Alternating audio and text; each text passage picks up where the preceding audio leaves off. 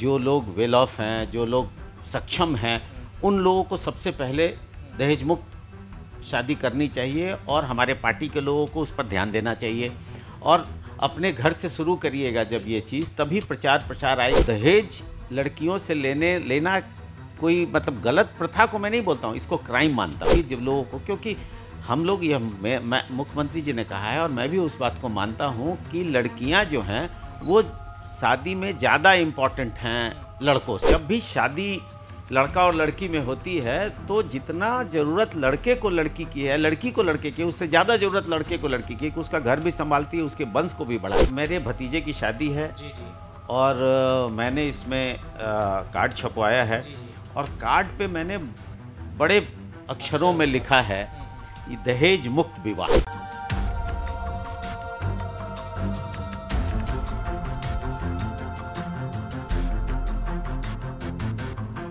दहेज के बिना जब आप लड़की लाते हैं तो वो एक खुशी लाते हैं, एक लक्ष्मी लेके आते हैं, वो खुश खुश घर में आती है और आपके घर को खुशहाल करती है। बिहार के मुख्यमंत्री को विकास पुरुष कहा जाता है। बिहार के मुख्यमंत्री नीतीश कुमार की तारीफ जो है वो प्रधानमंत्री नरेंद्र मोदी तक कर चुके हैं।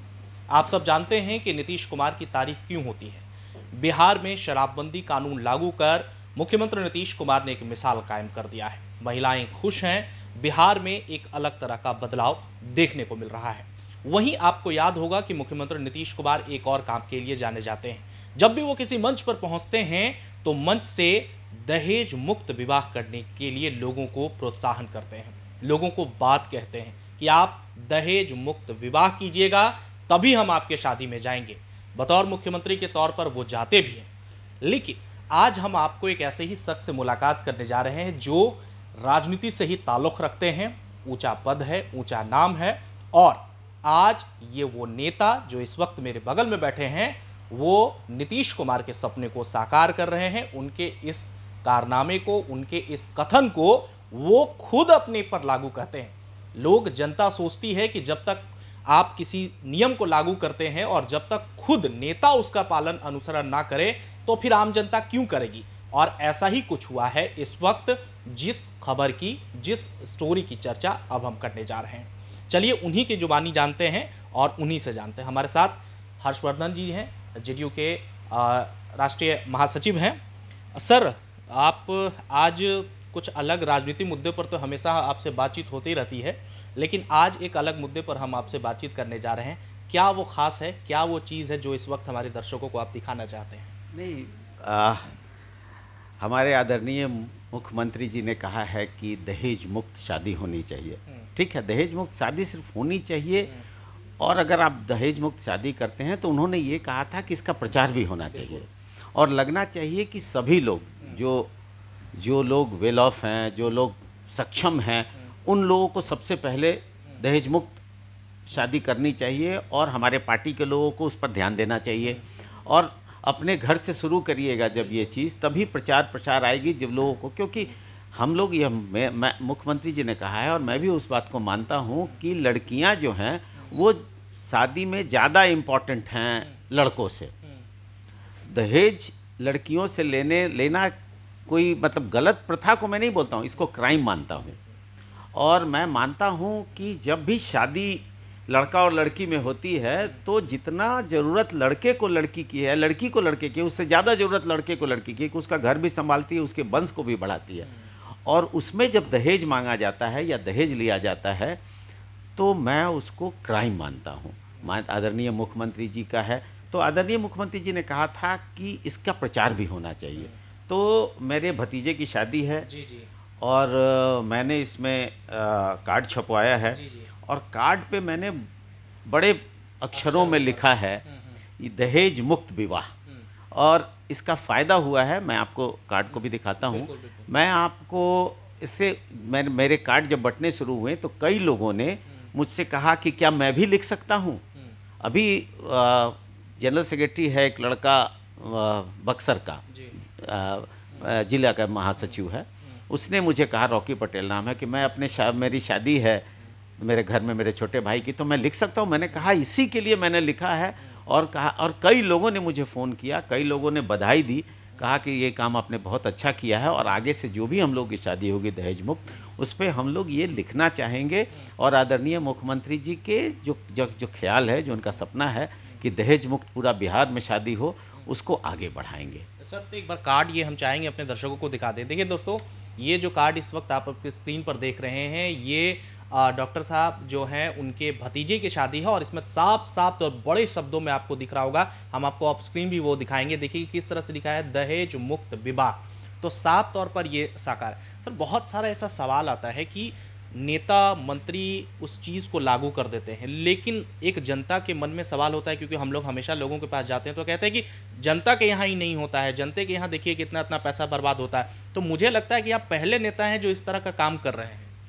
नहीं, बहुत लोग करते हैं, लेकिन आदरणीय मुख्यमंत्री जी का आदेश है। मैं तो मान के चलता हूं कि लोग आज के डेट में अब लड़कियों के लिए और दहेज का सिस्टम धीरे धीरे कम हो रहा है, लेकिन हमारे माननीय मुख्यमंत्री चाहते हैं कि बिहार में शादियां ही दहेज मुक्त हों।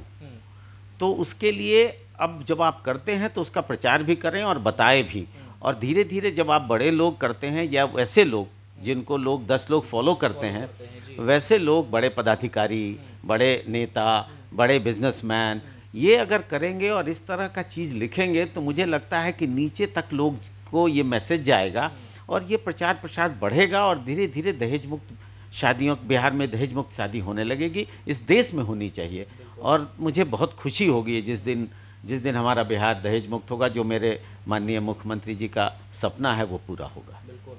तो साफ तौर पर दर्शकों देखिए कि इस तरह से एक कार्ड जो है इस वक्त जो आप अपनी स्क्रीन पर देख रहे होंगे, जो इस वक्त आपके सामने भी चल रहा होगा, उसमें साफ लफ्ज़ों में किस तरह से लिखा है, दहेज मुक्त विवाह। तो जो लोगों का एक सोच रहता है हमेशा कि जो नेता होते हैं, राजनेता होते हैं, जिसका जिक्र मैंने पहले भी किया था कि लोग अपने पर लागू नहीं करते हैं, लेकिन ऐसा ही काम जो है वो हर्षवर्धन जी ने करके दिखाया है। और नीतीश कुमार का जो सपना है बिहार में दहेज मुक्त विवाह का, नीतीश कुमार का जो सपना है कि बिहार को हम इस रूप में बदलेंगे, उसको ये सार्थक करने में शुरू से लगे हैं। और एक नया काम जो इस वक्त उन्होंने किया है कि अपने भतीजे की शादी वो दहेज मुक्त करा रहे हैं, जिसका कार्ड भी छपवाया है और कार्ड पर सीधे तौर पर बड़े बड़े शब्दों में उन्होंने साफ तौर पर लिखता है। बिल्कुल ऐसे कामों की सराहना ज़रूरी है, तो इसलिए हमने भी सोचा कि इस खबर को हम आपके सामने लेकर के आएँ, क्योंकि राजनीति से हटके भी दिखाना हमारा आपको फ़र्ज है, दिखाना काम है। सर, एक बार फिर से और बहुत बहुत इसके लिए बहुत बहुत आपको धन्यवाद भी, और बहुत बहुत इस तरह के काम को करने के लिए भी बहुत बहुत एक ये होना चाहिए आदमी को। लोगों को क्या कहेंगे जो लोग दहेज के लिए प्रति, अब कहीं ऐसे परिवार होते हैं जो दहेज के लिए आगू होते हैं, तो उन लोगों को क्या कहना चाहेंगे? मैं यही कहना चाहूँगा कि दहेज के बिना जब आप लड़की लाते हैं तो वो एक खुशी लाते हैं, एक लक्ष्मी लेके आते हैं, वो खुश घर में आती है और आपके घर को खुशहाल करती है। आप अगर प्रताड़ना के साथ उसको दहेज के लिए दबा के और उसको लाएंगे तो वो लड़की कभी आपको आपके घर को अपना घर नहीं समझेगी। हमेशा उसको लगेगा कि इस घर से मेरा शोषण हुआ है, तो वो घर नहीं बनेगा। घर को खुशहाल बनाना है तो नीतीश कुमार जी का जो सपना है उसको पूरा करिए। और सभी लोग, सभी लड़कों से, मैं खासकर यूथ से कहूँगा कि वो लोग आगे बढ़ें। अगर उनके माता पिता दहेज मांग भी रहे हैं तो उसका विरोध करें और सारे लड़के, यंग लड़के आए आगे बढ़कर और नारा लगाएं कि नहीं, मैं दहेज मुक्त शादी करूँगा। और बढ़िया से, मेरा भतीजा अभिषेक है, मैंने कहा कि ये शादी दहेज मुक्त होगी, क्योंकि मैंने अपनी शादी भी दहेज के बिना शादी की थी। तो उसने कहा कि नहीं, ये ऐसा रहेगा। अभिषेक ने आगे बढ़ के मेरे कंधे पे कंधा मिलाया और कहा कि नहीं, 1 रुपया हम लोग नहीं लेंगे और शादी करेंगे, और शादी का खर्च भी आधा आधा बांटेंगे। बहुत बहुत शुक्रिया सर, धन्यवाद। तो साफ तौर पर इस वक्त हमारे साथ हर्षवर्धन सिंह से जो एक नई पहल को लेकर के सामने आ रहे हैं। और चलते चलते एक बार फिर घर में बहू मत लाए, बेटी लाए। बहुत बहुत शुक्रिया।